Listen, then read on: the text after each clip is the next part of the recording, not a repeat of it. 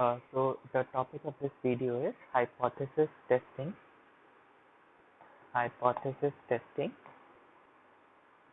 in regression models. Hypothesis testing in regression models. Now, so what is the need for hypothesis testing in regression models? See, suppose हम अपना जो classic example लेते हैं that consumption is a function of income, ठीक है? तो आपके पास consumption का डेटा है, आपके पास income का डेटा है, आप इसको रन करके you find out a sample regression function. So for example, it comes out to be that Ci hat is equals to 18 plus 0.8, 18 plus 0.8 yi. So what does this mean? As income increases by 1 unit, consumption on an average increases by 0.8 units. That means your MPC is 0.8. That means your MPC is 0.8. Now what happens is कि ये एक sample के basis पे आपका result आया, ये एक sample के बेसिस पे रिजल्ट आया. So this is actually called as the numerical value of your MPC. This is called as numerical value of MPC. But अब हमें ये बोलना है कि ये जो रिजल्ट आया 0.8, ये it is not due to chance, कि मतलब ऐसा नहीं हो कि हमने कोई एक ऐसा सैंपल सिलेक्ट कर लिया जिसमें ये रिजल्ट आ गया. हमें ये बोलना है कि सही में जो है इनकम का इम्पैक्ट होता है कंजम्पशन पे, सही में इनकम का इम्पैक्ट होता है कंजम्पशन पे. It is not just due to chance कि ये सैंपल सिलेक्ट हुआ और उस वजह से आ गया. ठीक है. तो जब आपको ये बोलना होता है कि सिर्फ उसी सैंपल की वजह से नहीं हुआ, लेकिन जो है उसी सैंपल की वजह से नहीं हुआ, जनरली ये रिजल्ट ट्रू है, then we take resort to hypothesis testing. Because hypothesis testing आपको पहले भी बताया है, hypothesis testing is used to prove statistical significance. Statistical significance का क्या मतलब है कि जो आपका जो रिजल्ट आया वो कोई बाय चांस नहीं आया. It is statistically significant. That the result is not due to chance. The result is not due to chance, but it has some statistical interpretation. It's not due to chance, but it has some statistical meaning. ठीक है, it has some statistical meaning. क्योंकि ये तो कोई कह सकते हैं ना, आपने एक सैंपल के बेसिस पे आप जनरलाइज कर रहे हो कंजम्पशन और इनकम के बेसिस का रिलेशनशिप, तो हम कहेंगे कि हमने इसको स्टैटिस्टिकली भी चेक किया. वन इज आपने न्यूमेरिकली चेक किया, second you have to check it statistically. तो how do we check it statistically? We take the null hypothesis that beta 2 is equal to 0. What is beta 2?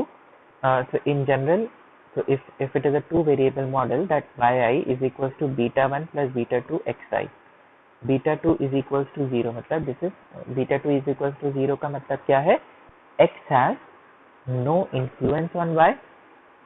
x has no influence on y. क्योंकि अगर beta 2 0 है तो मतलब x का कोई influence नहीं y पे. And null hypothesis is that beta 2 is not equal to 0. Null hypothesis का मतलब x does have an influence on y. X does have an influence on y. So basically researcher का क्या काम है? ये हम null लेके चलते हैं जिसको हमें रिजेक्ट करना है. रिसर्चर का हाइपोथेसिस, ये रिसर्चर हाइपोथेसिस है. तो अगर सैंपल इतना जो है, if the sample is strong enough, if the evidence is strong enough, then आप null को रिजेक्ट कर पाओगे और आप कह पाओगे कि हाँ, जो मेरा जो आंसर है वो मेरा जो x2 है उसका एक सिग्निफिकेंस है ऑन y, उसका एक इन्फ्लुएंस ऑन y, वो जीरो नहीं है. ठीक है. जीरो का मतलब इट डज नॉट, जीरो का मतलब इसका कोई इन्फ्लुएंस नहीं है. आप इसको रिजेक्ट कर रहे हो, नल को रिजेक्ट कर रहे हो, मतलब उसका इन्फ्लुएंस है. तो जब भी हम नल को रिजेक्ट करते हैं ऑल्टरनेट के फेवर में, ठीक है, इस केस में when we reject the null, when we reject the null, we say that beta 2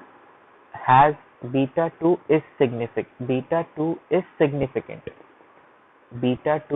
significant. हम बोलते हैं कि beta 2 significant है, वो जीरो नहीं है. beta 2 significant है, वो जीरो नहीं है. and x does have an influence on y.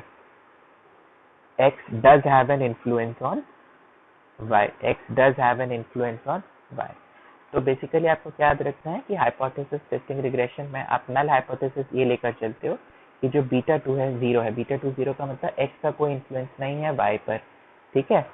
और इसको आपको डिस्प्रूव करना है। दैट मीन्स आपको ये प्रूव करना है कि बीटा 2 नॉट इक्वल टू 0 है, beta 2 not equal to 0। So this is the researcher's hypothesis that beta 2 is not equal to 0, that is x does have an influence on y। And जब हम हम null hypothesis को reject करते हैं, then we say that beta 2 is significant. What do we mean by saying that beta 2 is significant? It means that it is significantly different from 0. ये 0 नहीं है, it is significantly different from 0, and x does have an influence on y, and x does have an influence on y. ठीक है? So now, so basically your population is, हमें check क्या करना है, income और कंजम्पशन के बीच का relation, तो या एक्स एंड वाई के बीच का रिलेशन, ठीक है।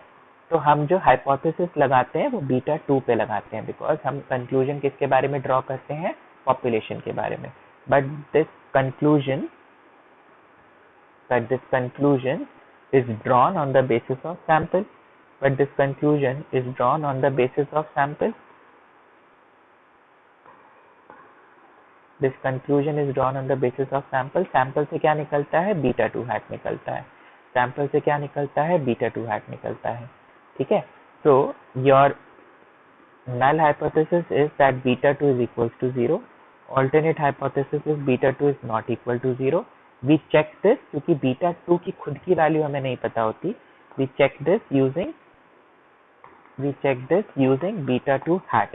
We check this using beta 2 hat. This is same जो हमने मीन और पॉपुलेशन मीन और सैंपल मीन में किया था। जैसे मुझे चेक करना था that h naught is mu is equals to 1000. Null hypothesis is mu is not equal to 1000. इसको मैंने चेक किया एक सैंपल के बेसिस पे जिसका सैंपल है सपोज 980, जिसका सैंपल मीन है 980। तो सिमिलरली ये पॉपुलेशन के लिए है बीटा 2 और हम इसको चेक कर रहे हैं बीटा 2 हैट से। तो उस केस में भी हम z या t स्टैटिस्टिक जो है अडॉप्ट करते थे। तो इस केस में मैंने आपको अभी लास्ट वीडियो में समझाया, तो we will use t statistic. How we will derive the t statistic? तो t is equals to beta 2 hat minus beta 2, t is equals to beta 2 hat minus beta 2 upon standard error of beta 2 hat. What is standard error of beta 2 hat? Variance of beta 2 hat का standard deviation. Variance of beta 2 hat का standard deviation. And this is actually this follows a t distribution with n minus 2 degrees of freedom. This follows a t distribution with n minus 2 degrees of freedom. ठीक है। Now अब how do we check नल और मतलब क्या reject करना है या do not reject करना है? तो what is the decision rule? जैसे उसमें होता था कि अगर आपका z calculated is greater than z critical then we reject the null. तो सिमिलरली इसमें भी यही होगा ना। अब आपको यहाँ पर ये ध्यान रखना है, it's a two tailed test. Generally आपको टू टेल्ड टेस्ट वाला ही क्वेश्चन आएगा। It is a two tailed test, ठीक है। तो टू टेल्ड टेस्ट में हम मॉड ऑफ टी कैलकुलेट करते हैं, मतलब जो भी टी की वैल्यू आती है हम उसका पॉजिटिव नंबर लेते हैं। So mod of T calculated is equals to beta 2 hat minus beta 2 upon standard error of beta 2 hat. So if your mod of t calculated is greater than t critical, अगर t calculated की value critical से ज्यादा है, that means जो आपका result आया वो rejection reason में फॉल करता है। Then how do we critical region हम कैसे निकालेंगे? So it is defined for a level of significance and for n minus 2 degrees of freedom. Level of significance and n minus 2 degrees of freedom. So we reject the null hypothesis.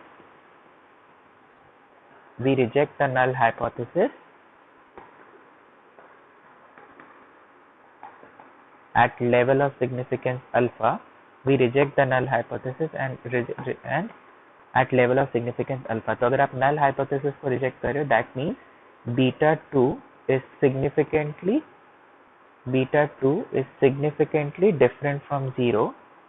Beta 2 is significantly different from 0 and x2 does have an impact on x does have an impact on y, क्योंकि अगर beta 2 की value 0 से अलग है तो x का सही में इम्पैक्ट है y पर, ठीक है। It is easy, this is easy. Now let us see कि इसमें किस तरीके के न्यूमेरिकल्स आएंगे.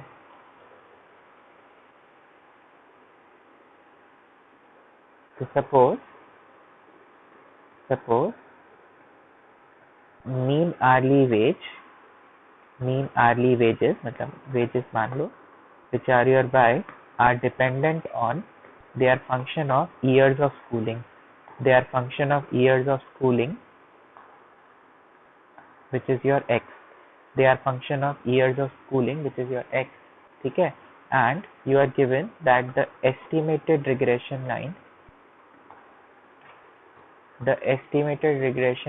is yi hat is equals to minus 0.0144 plus 0.7240 xi plus 0.7240 xi. ठीक है. अब ये रिग्रेशन लाइन आपको ऐसे दी हुई है और आपको इसके स्टैंडर्ड एरर दिए हुए हैं. ठीक है, इन कोफिशिएंट्स के. सो this is my beta 1 hat and this is my beta 2 hat. इनके मुझे जो है स्टैंडर्ड एरर दिए हुए. आपको हमेशा याद रखना है कि जब भी क्वेश्चन में ये कोफिशिएंट्स के नीचे ब्रैकेट में कोई वैल्यू होती है तो जनरली वो unless given otherwise standard error की वैल्यू होती है. So this is 0.931 and this is 0.07. ठीक है. So beta 1 hat का standard error आपको given है, beta 2 hat का standard error given है, and you have to check whether the coefficient of years of schooling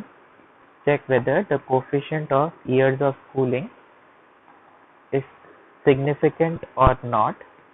Check whether the coefficient of years of schooling is significant or not at 5% level of significance. कि अभी तो ये देख कर आ रहा है कि as years of schooling increase by 1 unit, the average wages increase by how much? They increase by 0.724 units. But is this result only for this sample? मतलब क्या ये by chance आया या सही में it has some statistical significance कि सही में कुछ ना कुछ इम्पैक्ट है, यानी कि सही में ये जो नंबर है ये जीरो से डिफरेंट है. सही में जो ये नंबर है ये जीरो से डिफरेंट है. ठीक है. So how do we check it? So we frame the null hypothesis that beta 2 is equal to 0 and the alternate hypothesis beta 2 is not equal to 0. ठीक है. Next we calculate t. So t is beta 2 hat minus beta 2 upon standard error of beta 2 hat. ठीक है. So beta 2 hat की value क्या है आपके numerical में? 0.7240. So beta 2 hat is 0.7240 minus beta 2. So beta 2 क्या है? 0. Beta 2 is 0 upon standard error of beta 2 hat. Standard error of beta 2 hat क्या है? 0.07. So this comes out to be 10.34. So your t calculated is 10.34. ठीक है. Now t critical आपको इसको compare करना है किसी वैल्यू से. So t critical, so how do you calculate t critical? 5% level of significance के लिए and for n-1 degrees of freedom, for n-2 degrees of freedom. अच्छा, इसमें मैंने ये देना भूल गया कि ये 13 years का डेटा है. 13 years के डेटा पे हमने ये रिग्रेशन इक्वेशन निकाली है. So that means your n is equals to 13. So n-2 हो जाएगा. So it will be 11 because it is n-2.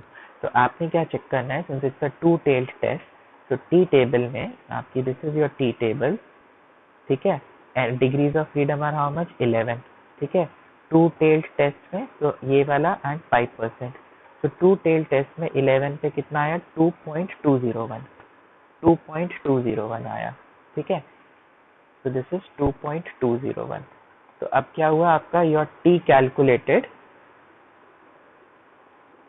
आपको ये ध्यान रखना है कि अगर ये नेगेटिव भी आता तो आप इसका मॉड ही लेते तो ये 10.34 ही होता. Your T calculated is greater than T critical. Hence we reject the null hypothesis.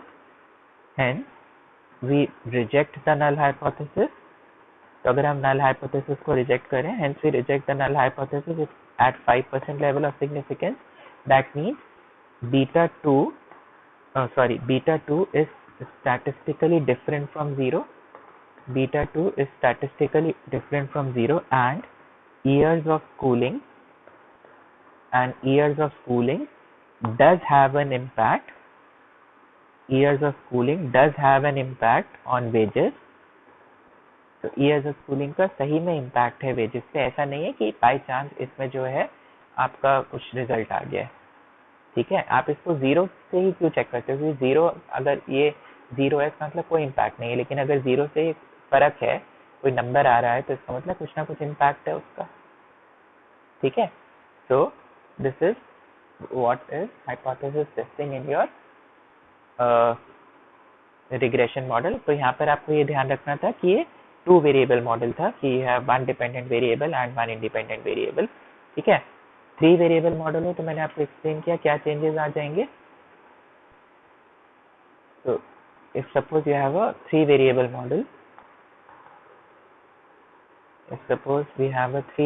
Model, तो बस ये चेंज आ जाएगा कि beta 1 hat minus beta 1 upon standard error of beta 1 hat, it follows a t distribution but with n minus 3 degrees of freedom. ठीक है, similarly beta 2 hat minus beta 2 upon standard error of beta 2 hat follows a t distribution with n minus 3 degrees of freedom, and beta 3 hat minus beta 3 upon standard error of beta 3 hat, it also follows a t distribution with n minus 3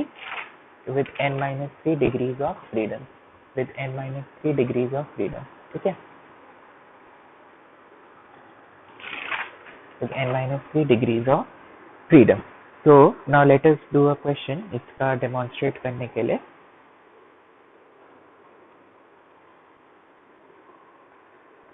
For example, your demand is a function of price and income. Demand is a function of price and income, और suppose ये 19 consumers का data है, 19 consumers का data है, that y hat t is equal to minus 58.9 plus 0.20 x2t plus 0.20 x2t minus 0.10 x3t. ठीक है, where x2t is income and x3t is price, क्योंकि x3t का जो है कोफिशिएंट नेगेटिव है, तभी वही प्राइस हो सकता है, price increases demand should fall. ठीक है, so check whether the impact of income and price on demand, check whether the impact of income is statistically significant or not, तो हमें बेसिकली यहाँ पर जो है दो आपको हाइपोथेसिस टेस्टिंग करनी पड़ेगी। पहले तो हम जो है बीटा 2 हैट के लिए करेंगे, ये सैंपल है, तो ये आपका बीटा 2 हैट है, ये आपका जो है this is your beta 3 hat.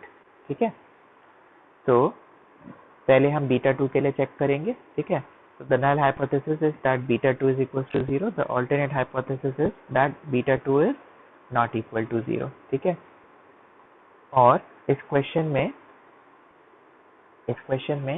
इसी के नीचे स्टैंडर्ड एरर्स भी दे रखे थे। So actually the equation was that y hat t is equals to minus 58.9 plus 0.20 x2t minus 0.1 x3t। ठीक है, और जो है नीचे स्टैंडर्ड एरर दे रखे थे, तो इसका बीटा 2 हैट का स्टैंडर्ड एरर इज 0.0092 एंड इसका स्टैंडर्ड एरर इज 0.084, इसका स्टैंडर्ड एरर इज 0.084। ठीक है, इसका स्टैंडर्ड एरर इज 0.084। तो जब हमने अब फिर से मैं लिख देता हूँ, पहले हमने बीटा 2 के लिए चेक किया, तो null is beta 2 is equal to 0, alternate is beta 2 is not equal to 0। तो हमने टी टेस्ट की वैल्यू निकाली, तो T would be So T would be beta 2 hat minus beta 2 upon standard error of beta 2 hat. ठीक है, upon standard error of beta 2 hat.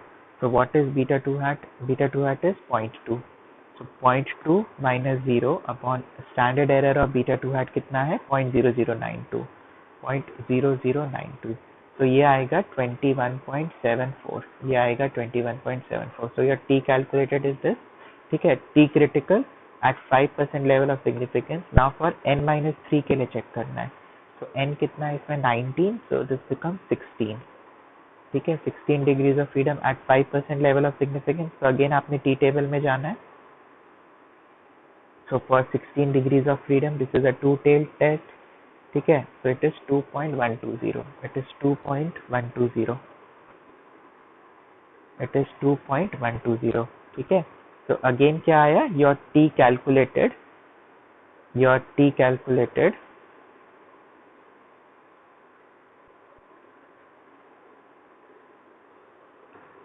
so your T calculated, which is 21.74, is greater than T critical, which is 2.120. ठीक है, so we reject the null. We reject the null at 5% level of significance. We reject the null at 5% level of significance. That means your beta 2 is significantly different from 0. Beta 2 is significantly different from 0, and the other is that x2 has a significant impact on y. x2 has a significant impact on y. ठीक है, because your beta 2 is significantly different from 0. ठीक है, similar आपको जो है, अब आपको for beta 3 करना है ये. For beta 3, so you calculate T for beta 3 as well. हर बार मैंने आपको बताया कि क्योंकि टू टेल टेस्ट है तो मॉड ले लिया करो. ठीक है, इसमें मॉड की जरूरत पड़ेगी आपको. तो इट इज एक्चुअली बीटा, क्योंकि बीटा 3 की वैल्यू, बीटा 3 हैट की वैल्यू नेगेटिव है, तो -0.10 minus 0 upon 0.084 upon 0.084. so this comes out to be 1.19.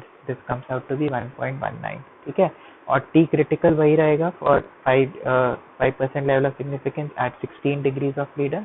So it is 2.120. Now in this case क्या है? That your T calculated is less than T critical. ठीक है, so we do not reject the null. So in this case we say that we do not reject the null. So what is the conclusion here? x3 doesn't seem to have a significant impact on y. x3 doesn't seem to have a significant impact on y. तो basically हमारा ये hypothesis क्या कह रहा है कि आपका answer -0.1 आ गया.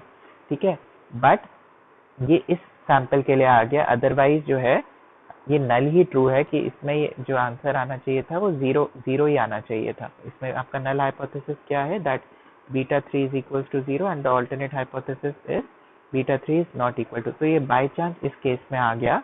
ठीक है, बाय चांस इस केस में आ गया, लेकिन जो है कंक्लूजन क्या है? x3 का कोई सिग्निफिकेंट इम्पैक्ट नहीं है y पे. It is not the beta 3 which is the coefficient of x3 is not significantly different from 0. is not significantly different from 0. तो अब हमारी जो थ्योरी है वो ये सिर्फ इस मॉडल से ये कंक्लूड कर रही है, जो कि थोड़ा गलत रिजल्ट है, but it is fine that only your income seems to have an impact on demand. Only income seems to have an impact on demand. Price का इतना इम्पैक्ट नहीं है, सिर्फ इनकम का impact. It may be true for addictive goods, जिसमें क्योंकि price inelastic goods होते हैं कि प्राइस का इतना इम्पैक्ट नहीं है, इनकम का इम्पैक्ट है. ठीक है, सो this is hypothesis.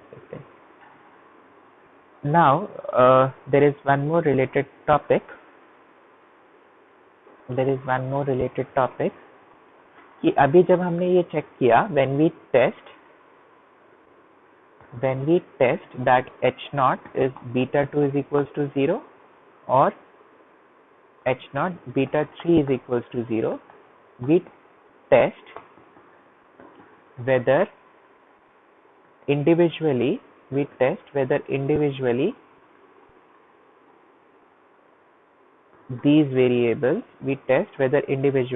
variables have an effect on y or not। कि आपने अलग अलग करके चेक किया कि जब आपने चेक किया कि H0 इज बीटा 2 मतलब X2 का कोई इम्पैक्ट है कि नहीं है, फिर आपने X3 के लिए चेक किया। ठीक है ना, एक टेस्ट होता है जो कि हमें बताता है testing for overall significance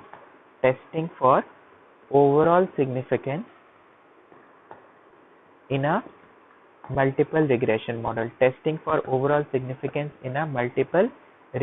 model।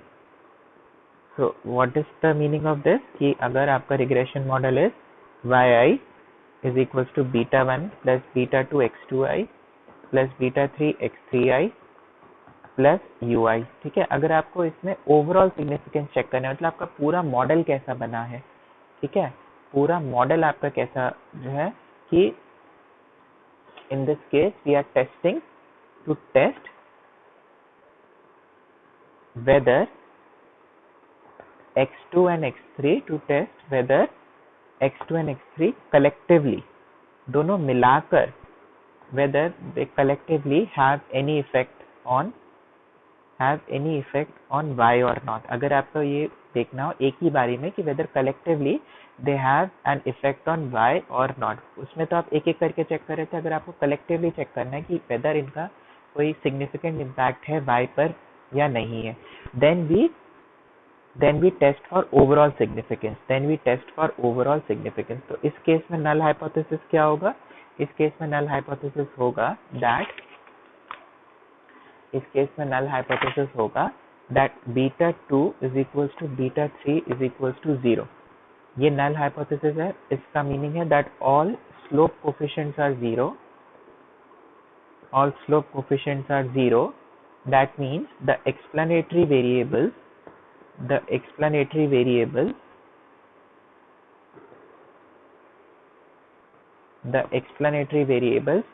together have no influence on y। अब इसको दूसरी तरीके से भी हम कर सकते हैं। हमने पढ़ा है आर स्क्वायर क्या बताता है? आर स्क्वायर आपका कोफिशिएंट ऑफ डिटर्मिनेशन है कि आपका रिग्रेशन मॉडल जो है कितना परसेंटेज ऑफ वेरिएशन y में एक्सप्लेन कर पाता है। ठीक है, तो मल्टीपल रिग्रेशन मॉडल में मतलब x2 और x3 मिलाकर कितना परसेंटेज ऑफ वेरिएशन y में एक्सप्लेन कर पाते हैं। तो अगर हम कह रहे हैं कि स्लोप कोफिशिएंट्स आर 0 मतलब कोई परसेंटेज वो एक्सप्लेन नहीं कर पाते, तो इस केस में alternate hypothesis is so in this case मतलब आपका null hypothesis is beta 2 is equal to beta 3 is equal to 0 कि दोनों मिला के कुछ इन्फ्लुएंस नहीं कर पा रहे। इसको दूसरा तरीका लिखने का होता है that your R square is equal to 0। कि मतलब जो हम बोल रहे थे कि कितना परसेंटेज ऑफ वेरिएशन दोनों मिलाकर एक्सप्लेन कर पाते हैं, हमने नल लिया कि वो इक्वल टू 0 है और हम अल्टरनेट हाइपोथेसिस लेंगे कि नहीं भाई वो इक्वल टू 0 नहीं है, वो नॉट इक्वल टू 0 है, वो जो है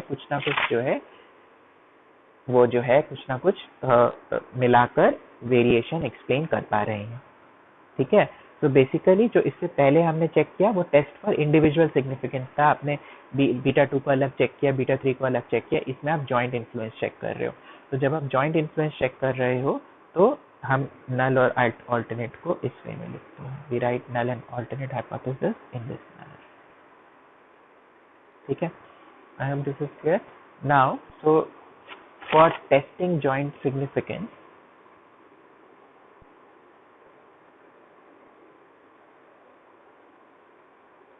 for testing joint significance,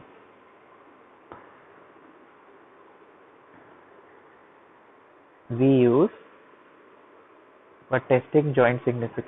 use a new test statistic which is called as f test statistic, f test।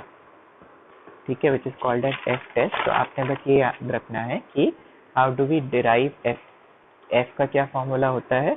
तो f is given by explain sum of squares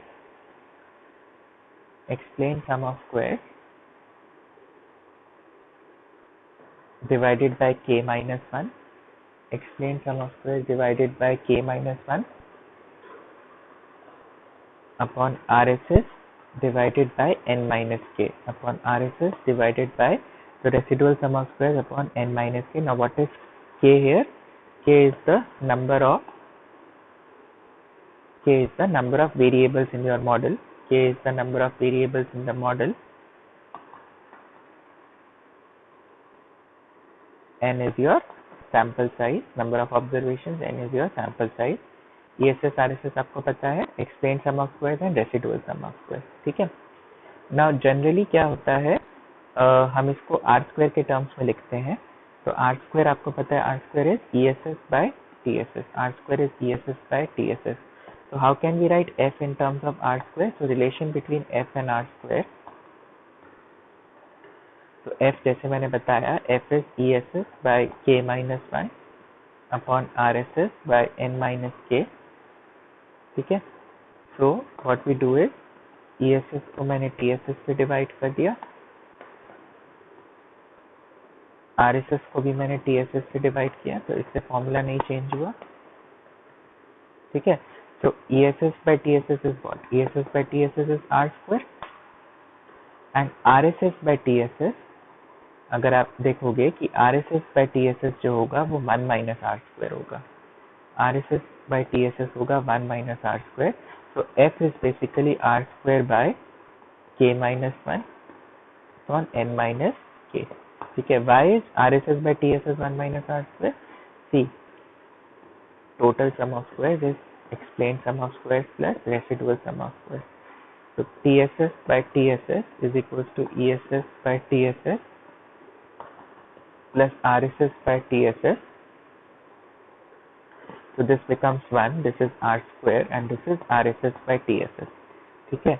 So your residual sum of squares, so RSS by TSS is 1 minus R square. RSS by TSS is 1 minus R square. तो आप F को you calculate it using the formula as R square K minus 1 upon 1 minus R square N minus K upon 1 minus R square N minus K. So this is how you will calculate the value of your F test. This is F calculated.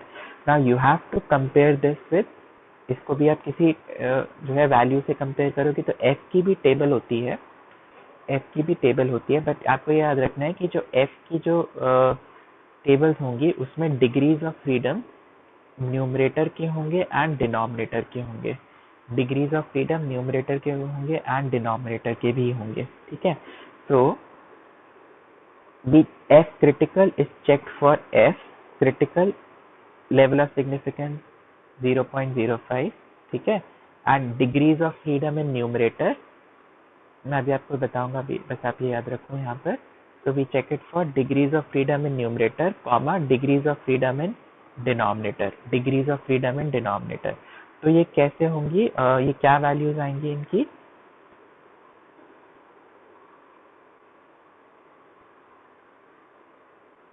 So your F critical, it is defined for F alpha, then degrees of freedom in numerator, degrees of freedom in denominator, degrees of freedom in numerator, degrees of freedom in denominator. ठीक है. Degrees of freedom in numerator हम क्या लेते हैं, जो अभी मैंने आपको बताया था F के फॉर्मूले में क्या आता है, F is ESS by K minus 1 upon RSS by N minus K. तो डिग्रीज ऑफ फ्रीडम न्यूमरेटर में हम लेते हैं K minus 1, K is the number of variables in the model and जो ये N minus K होता है ये हम लेते हैं डिनोमिनेटर में, जो N minus K होता है ये हम लेते हैं डिनोमिनेटर में. तो अभी मैं आपको टेबल दिखाऊंगा तो उसमें हम ऐसे वैल्यू चेक करेंगे. ठीक है. उसमें हम ऐसे वैल्यू चेक करेंगे. तो जब आपको जॉइंट सिग्निफिकेंस करना है तो your null hypothesis R square is equal to 0. Alternate hypothesis is that R square is not equal to 0. Alternate hypothesis is that R square is not equal to 0. You calculate and then F critical. So same, if F calculated is greater than F critical, so you reject the null. तो अगर आप नल को reject कर रहे हो तो आप बोल रहे हो कि हाँ उनका जो ओवरऑल सिग्निफिकेंस है वो जीरो से डिफरेंट है, वो जीरो से डिफरेंट है, मतलब it has some value, it has some value, वो बाय चांस नहीं आया है, ठीक है। And if f calculated is as less than f critical, then you do not reject the null, then you do not reject the null, same decision rule, ठीक है, उसमें कोई फर्क नहीं है, only the test statistic here is different, ठीक है। so let us now see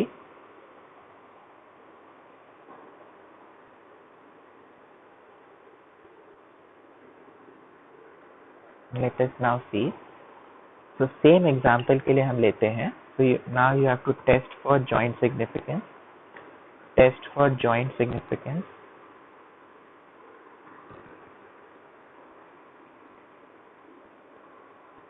that y hat t is equals to minus 58.9 plus 0.20 x2t minus 0.1 x3t minus 0.1 x3t, ठीक है। आपको इसमें स्टैंडर्ड एरर दे रखे हैं इनके 0.0092 एंड 0.084। एक इसमें एडिशनल आपको ये दे रखा है that R square is equals to 0.96, r square is equals to 0.96 and n is equals to 19, r square is equals to 0.96 and n is equals to 19, ठीक है।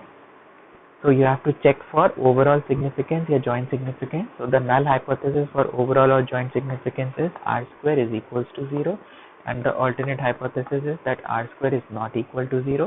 this is checked by taking an f statistic। f की क्या value in terms of r square है, that it is r square by k minus 1 upon 1 minus r square by n minus k, 1 minus r square by n minus k। तो कैसे आएगा इसका formula, so it is 0.96, k is what, k is the number of variables, so 3 variables है, so this becomes 2, 3 minus 1 2 and 1 minus 0.96 by 16, ठीक है।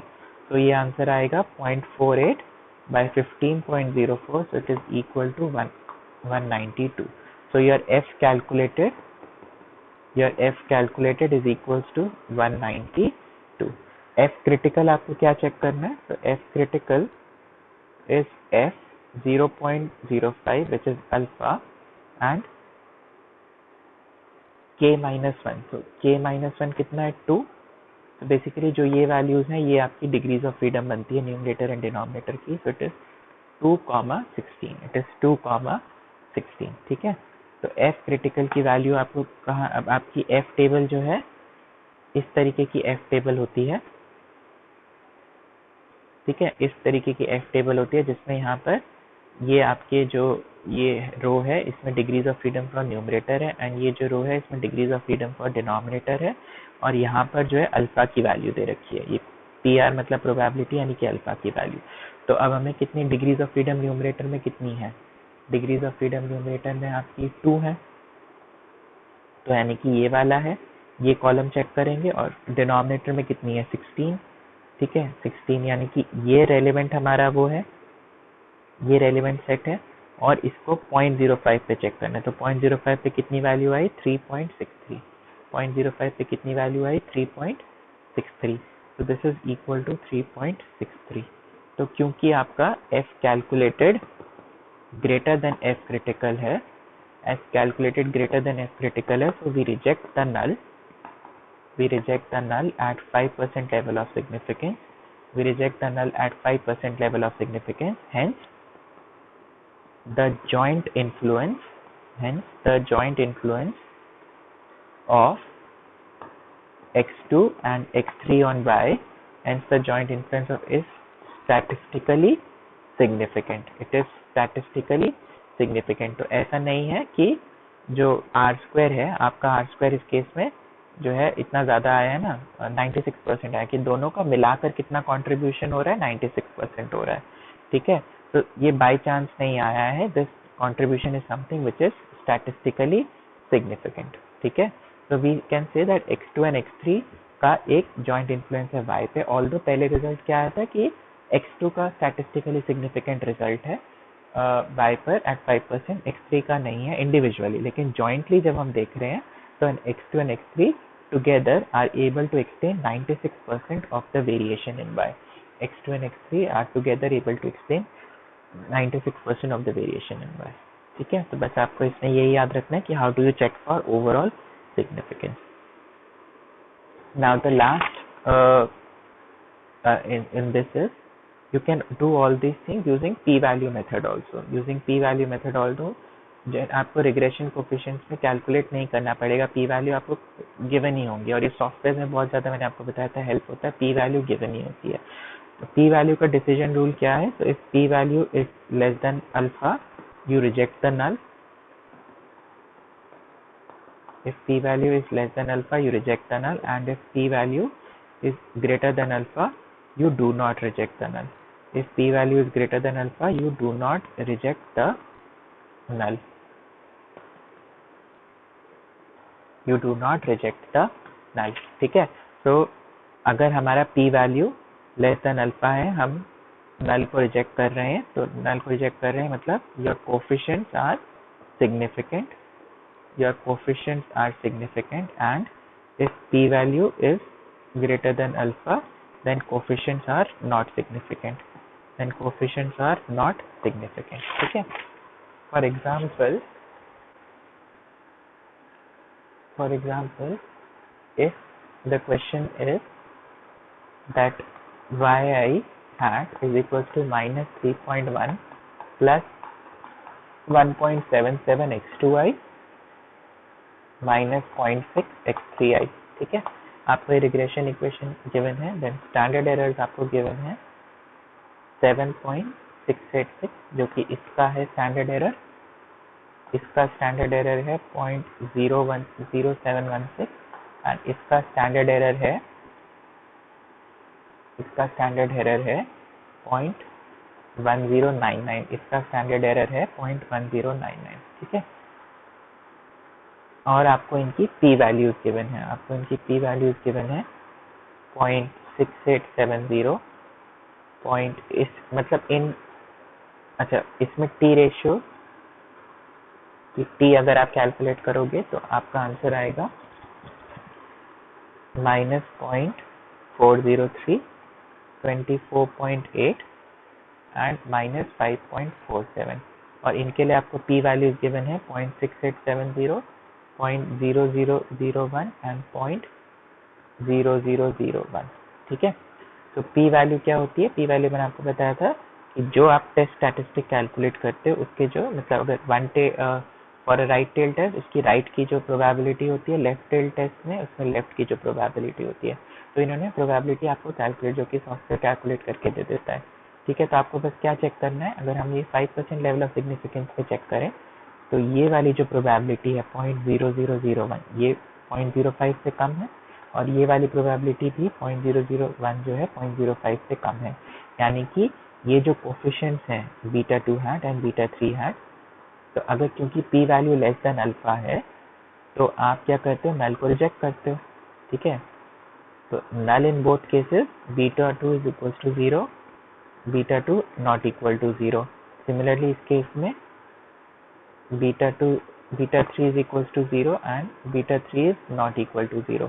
तो दोनों cases में आप नल को रिजेक्ट कर रहे हो because p value is less than alpha in both, p value is less than alpha. ठीक है, so we reject the null hypothesis.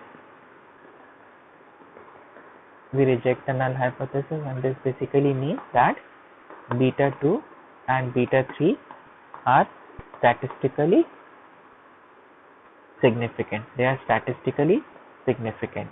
ठीक है, क्योंकि वो उनकी वैल्यू जो है आप नल को रिजेक्ट कर रहे हो मतलब आप कह रहे हो कि 0 से अलग वैल्यू, मतलब सही में x2 एंड x3 का कोई इम्पैक्ट है y पे. ये इंडिविजुअल सिग्निफिकेंस के लिए है. ठीक है, तो अगर जॉइंट सिग्निफिकेंस के लिए होगा, जॉइंट सिग्निफिकेंस के लिए क्या होगा कि आपकी एक f स्टैटिस्टिक कैलकुलेट होगी, फिर corresponding to that f statistic also एक p वैल्यू आएगी जो कि उसके राइट में होगी. f स्टैटिस्टिक जो है थोड़ा सा उसका ऐसा डिस्ट्रीब्यूशन बनता है, नॉट एग्जैक्टली सिमेट्रिक. तो जो भी f स्टैटिस्टिक कैलकुलेट होगी उसके जो राइट का जो होगा वो आपकी पी वैल्यू होगी, आपको कैलकुलेट नहीं करना, आपको दे रखी होगी वो।